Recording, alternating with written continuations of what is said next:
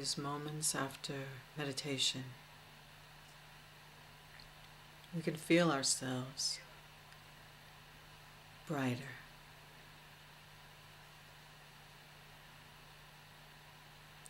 more awake, more alive, more aware. Feel as if every cell in your body is renewed. Feel your intuition is awakened. Feel your heart open as we prepare to move into activity. We stop still and notice this consciousness, the way we are right now. Remember this and anchor in this. Let this be the place that we move from, that we act from, that we speak from. Let our thoughts be infused with this luminosity, with this peace. As we prepare to study together, we remain in this consciousness throughout our time together, absorbing the teachings, mingling our own wisdom with the information provided, and inquiring into the nature of consciousness. Just an open question. What is this life for? Who and what am I?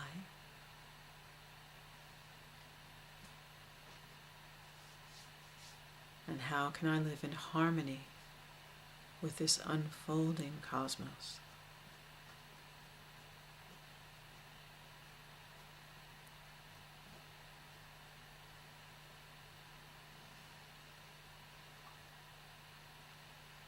Let's chant Om and seal this time of meditation with sacred sound.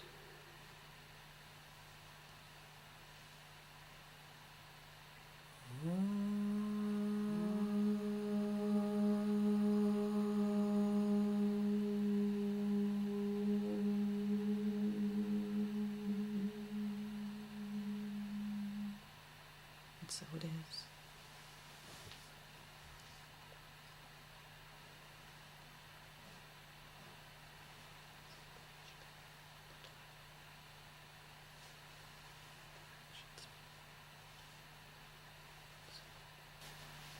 I don't know if all of you are lovers of ecstatic poetry, but I am. And I do love Rumi and all the mystic poets, including my teacher, who's quite a mystic poet. But it came to me recently when I was meditating that I could totally see where these poems come from. I found myself getting lost in thought and wandering off down some thought road. And I could hear this voice in the background going, "No, wait, don't go." Like, don't lose this moment right here. And I could feel the sense of when Rumi is talking about the beloved friend. And, it felt like it was the beloved friend saying, "Please, don't leave. It was just getting good." I just chuckled to myself. Self asking self not to leave. How fun is that?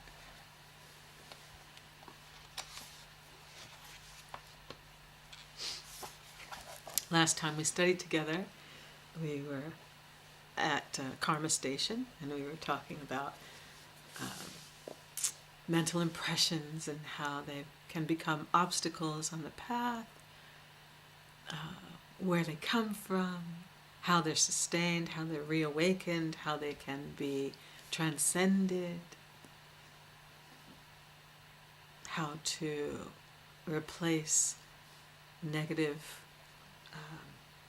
karmic patterns with positive karmic patterns, how superconscious meditation burns seeds of karma, all of these things. And I'm going to read to you Sutra 16 from Roy Jean Davis's commentary on the Sutras, The Science of Self-Realization. It is one of my absolute favorite sutra threads, and this is how Roy interprets it. Suffering, which has not yet been experienced, is to be avoided.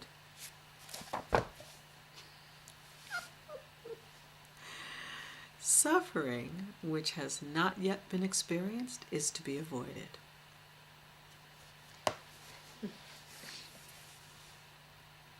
Always makes me laugh. I think, well, of course. But then, what? So, let's hear some more from Roy Jean Davis. Painful events can be avoided by 1. Removing their causes. 2. Rising above their causes. 3. Causing or allowing events that are more desirable to occur.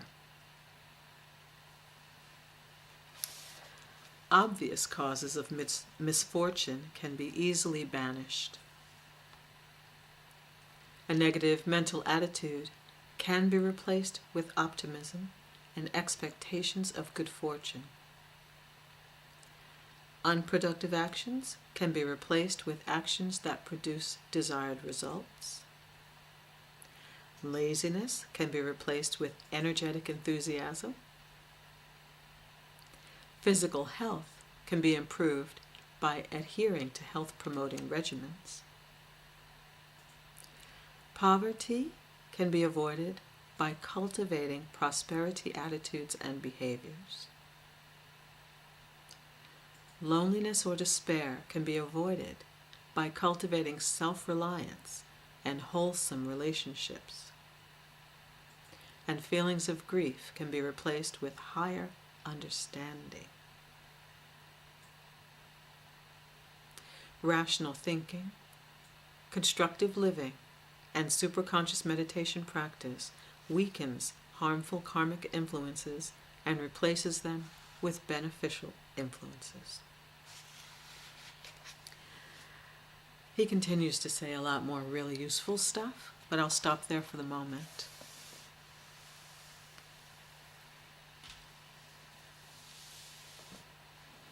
We know these things to be true. We know that if we're caught up in, the oh, why me, or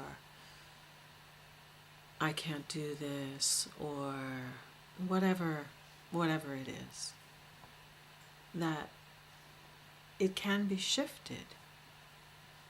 Sometimes it's not even, something we consciously do. We just suddenly think, wait a minute. I can do this. I just need to apply myself, or I just need to get these resources, or learn this thing, or whatever it is. But we can always overcome these so-called obstacles by what Roy Jean Davis always said was cultivate its opposite. But that's not so easy as it sounds, is it? It's not that simple. Something needs to happen to release us from, hanging on to whatever it is that is keeping us back. Something needs to happen to either, one, make us realize that we can do something about this and change it around, or we need an influence. So this is what superconscious meditation does for us. It is an influence that purifies the mental field so that we can rise above limited thinking and rise above the, darkness. So the next sutra says the primary cause of suffering is mistaken self-identity. we begin to identify with the contents of our mind and mistaken beliefs about who and what we are. And it limits our abilities, it limits our thinking even, to where we just can't see through to the solutions. We can't see through to higher realities, higher even thought processes, if we stay in the darkness. There's that one saying, well, all we have to do is turn on the light. I think Dumbledore said that in the Harry Potter movies. He said, all you need to do is turn on the light. Meditation is definitely turning on some lights, wouldn't you say?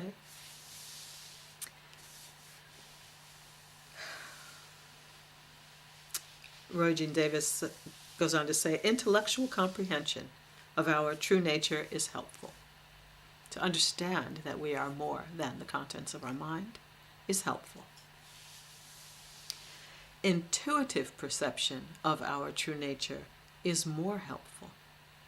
And this is where we have this experience during higher consciousness, which happens during meditation, or however you want to look at that, where we are able to witness that there's something more. Self-realization is of ultimate value. So permanent establishment in our knowing of who we are is of highest value. So the primary cause of suffering is mistaken self-identity. Sutra 18 begins a discussion about the nature of reality, the nature of the manifest realm in which we live.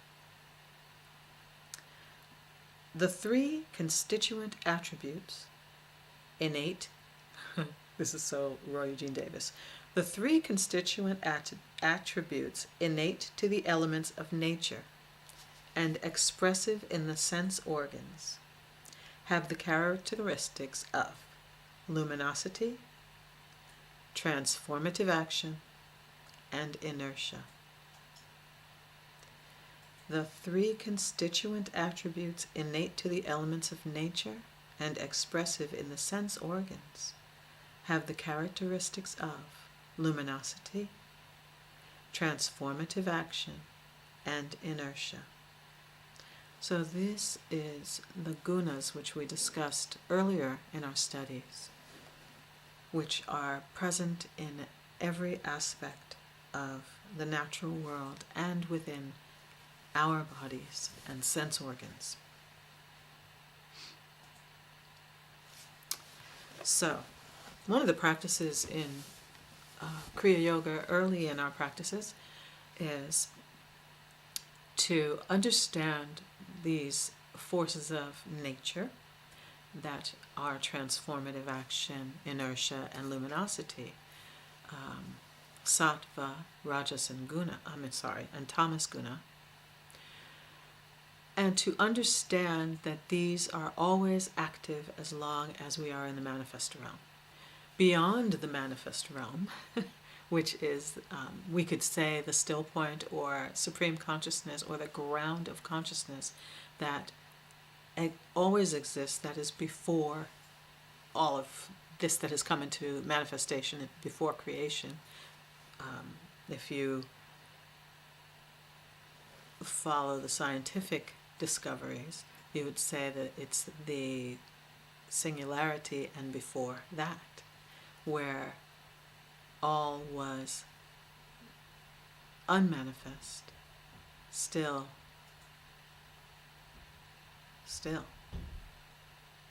before the Big Bang. In this realm, these three attributes are active, and to understand how they affect us, we'll go into that a little later. But to rise above these is to keep them in balance, and to not have one more influential than another. So we'll talk about inertia, which is called tamas guna, which is like a heavy, deadening, darkening, right? Or can also be seen as stabilizing. So the next sutra says that these are active and are equally active in forgetfulness and remembering, are equally useful for transformation and keeping us stuck. It depends on whether they are in balance or whether they are out of balance. So let's talk about tamas guna. Tamas guna is what overtakes us when we fall asleep. It is that heaviness or that complete shutdown. So if that is too overactive, we feel lethargic, we can't think straight, we have a tendency to make unconscious choices. We're sitting on the couch with chips and The Walking Dead, something like that. Now, to counteract that, we would bring in an element of activity or transformative action, which is the guna called rajas guna. So then we would say, okay, we need to get off the couch and move and energize ourselves. Often what we do is we drink coffee or something. So to counteract tamas guna or the abundant influence of inertia, we bring in activity, right? To balance that out. And if we have too much energy moving, we're too excited, we're too energized, we bring in the element of stillness or brilliance or luminosity. All of those aspects are part of sattva guna to balance that. So we sit still, we meditate, which is the most effective way to bring in that aspect of luminosity. So the way to remain in the awareness that we are also connected to the ground of consciousness as well as these attributes of nature which can be in or out of balance is to keep those in balance and to be aware of them. So early in my practice with my teacher, we did this awareness practice, a week long of observing which of these attributes was overactive and attempting to keep them in balance all week. And it was really interesting to watch, just to watch the effect that different types of input had, foods and television shows and conversations, sunlight, darkness, thought processes, whatever, and to watch closely how our emotions were affected, how the body was affected, how your heart races when certain influences are active. So the key teaching here about the gunas is the awareness of these attributes of nature and our connection to them and our ability to be influenced by them, with the awareness that our identity is not with the influences of them, right? We are also consciousness, which is above and prior to these influences. So we can, we're kind of like a little macrocosm, right? So we look at ourselves and we say, I am primarily consciousness, and this body-mind serves that consciousness. It's a useful way to think. A very useful way to think, to keep ourselves from descending into being, thinking of ourselves as helpless.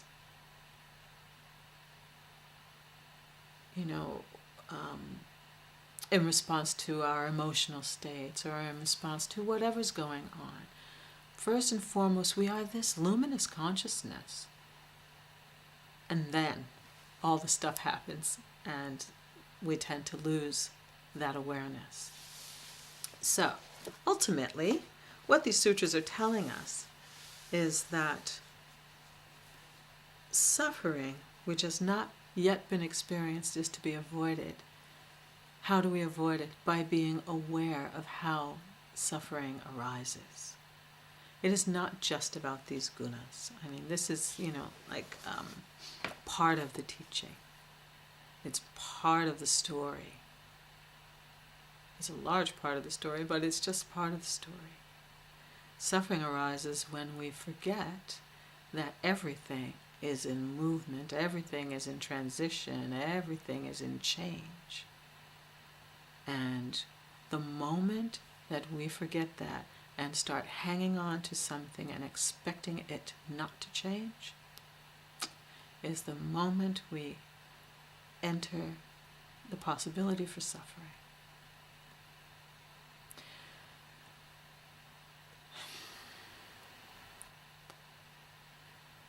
I think I'm going to end there and invite you all to share your thoughts on anything that's up for you that either arose from what I've been talking about or from anything else. It's just an opportunity to share about practice, about the teachings, about. So I welcome your commentary.